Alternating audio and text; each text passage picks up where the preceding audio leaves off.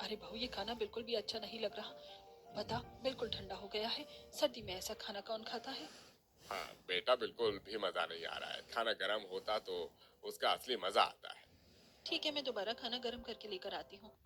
पायल गुस्से में सारा खाना लेकर जाती है और दोबारा सारे खाने को गर्म करती है।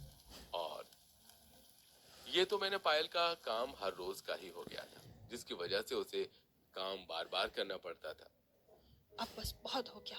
इनके लिए मुझे चाय भी 10 बार गर्म करनी पड़ती है।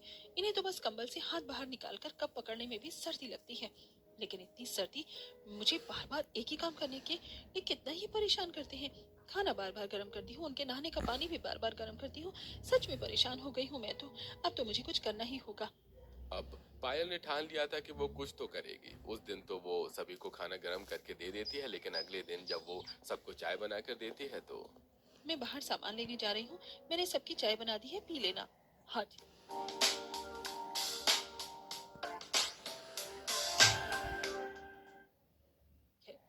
शांति रमेश दोनों कंबल में बैठकर टीवी देख रहे थे। पहले तो उन्हें बड़ा आलस आ रहा था, लेकिन जब कप लेते हैं तो ठंडी हो गई थी। अरे बहू, आजा, एक बार चाय गर्म कर दे। अरे बहू, अभी बता कर गई तो थी कि वो बाजार गई है। ओहो, चाय गर्म करवानी थी। अब ठंडी चाय पीने का तो मजा नहीं आएगा। अब शांति खुद ही रसोई में उठ कर जाती है और चाय गर्म करती है, फिर वापस चाय लेकर आती है। इतने समय बाद वो रजाई से बाहर निकली तो उसे भी पंखे की हवा में ठंड लगती है। जल्दी हटो, मुझे भी रजाई में बैठने दो। बहुत ठंड लग रही है। बिना रजाई के तो सच में कितनी ठंड लगती है। शांति दोबारा रजाई में बैठ जाती है और थोड़ी देर बाद फिर से चाय पीते ही तो दोबारा ठंडी हो जाती है। ओहो, फिर से चाय ठंडी हो गई। पता नहीं इतनी जल्दी चाय ठंडी कैसे हो जाती है। अब मैं नहीं जाऊंगी दोबारा गर्म करने। अब आप गर्म कर कर लेकर आओ। इस बार रमेश चाय गर्म करने जाता है और उसको भी उतनी ही सर्दी लगती है, क्योंकि पंखा जो चल रहा था। बिना कंबल के सर्दी तो लगेगी। वो भी चाय गर्म करके लाता है, जल्दी से कंबल में बैठ जाता है। थोड़ी देर बाद फिर से चाय ठंडी हो जाती है। अरे दोबारा चाय ठंडी हो गई, शायद पंखे की वजह से हो रहा है। अब ठंडी ही चाय पी लेते हैं। अगले दिन जब पायल उनके नहाने के लिए पानी गर्म कर देती है, पहले वो सभी को बोल बोल कर थक जाती है कि नहा लो, लेकिन जब शांति सच में नहाने जाती है तो अरे बहू, पानी ठंडा तो नहीं हुआ ना? गर्म है ना? हाँ मम्मी जी, बिल्कुल, पानी बिल्कुल ही गर्म है। आप आराम से नहाइए। शांति नहाने चली जाती है, लेकिन पानी बिल्कुल ठंडा था और बाथरूम से बाहर सभी को बहुत तेज चिल्लाने की आवाज आती है। अब आया ना मजा? मुझसे पहली बार बार पानी गर्म करवाते थे ना। अब आज ठंडे पानी से नहाकर कैसा लगेगा? वहीं दूसरी तरफ रमेश और रिया के साथ भी ऐसा ही होता है। वो दोनों भी उस दिन गलती से ठंडे पानी से नहा लेते हैं, जिससे तीनों की हालत बहुत खराब हो जाती है। सच में इतना ठंडा पानी था कि बस पूछो ही मत। बहू, तूने पानी गर्म क्यों नहीं किया था अच्छे से? मम्मी जी, मैंने तो आपको कहा था कि पानी गर्म हो गया है। अब आप लोग ही बार बार काम करने में देर करते रहे। मैं दूसरे काम में लग गई, मुझे पता ही नहीं चला। सच में हालत बुरी हो गई है।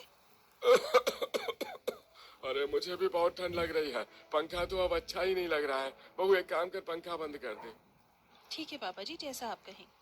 अब की तबीयत इतनी खराब हो गई थी कि सभी खुद पंखा बंद करने लगे थे। बंद तो ठंड भी कम होती, जिसकी वजह से एक ही कंबल या रजाई में काम चल जाता था। पता नहीं जब से हम बीमार हुए हैं ऐसा क्यों लग रहा है कि अचानक से ठंड कम हो गई है। हाँ, और आजकल चाय भी जल्दी ठंडी नहीं हो रही है और ना ही खाना ठंडा होता है। सच में ये तो चमत्कार हो गया। तब पायल वहां आती है और उन्हें कहती है, ये कोई चमत्कार नहीं हुआ है, सिर्फ एक पंखा बंद करने का परिणाम है। पहले हमेशा पंखा चलता रहता था, इसलिए आप लोगों को इतनी ठंड लगती थी कि आप लोग बिना कंबल के घर में भी देख। नहीं घूमते थे। एक तो पहले से ही ठंड में ठंडी हवा चलती है, ऊपर से पंखे की ठंडी हवा, उसकी वजह से खाना जल्दी ठंडी हो जाता था। हाँ, जब से हमने घर में पंखा बंद करना शुरू किया है, उसके बाद से ही ये सब ठीक हुआ है। देखो, मैं तो आपको पहले से ही कहती थी कि पंखा बिना वजह ही चलता रहता है। एक तो पहले ही इतनी ठंड है, ऊपर से पंखे की जरूरत नहीं होती। अब मेरी भी तबीयत ठीक रहने लगी है, वरना पंखे के नीचे काम करने में मेरी तो हालत हमेशा खराब रहती थी। सही कहा बहू तूने। जब हमारी तबीयत खराब हुई और डॉक्टर ने हमें पंखा बंद करने को कहा, तब हमें अकल आई, वरना हम कहाँ तेरी बात समझने की कोशिश कर रहे थे। हाँ, बिना पंखे के भी सर्दी का असली मजा है। इस तरह उन्हें ये बात समझ आ जाती है कि बिना पंखा चलाए भी सब ठीक है। जरूरी नहीं कि पंखा चलाकर ज्यादा सर्दी का एहसास लिया जाए। सर्दी तो सर्दी है। उस दिन के बाद से सभी ससुराल वाले बिना पंखे की सर्दी में रहने लगे।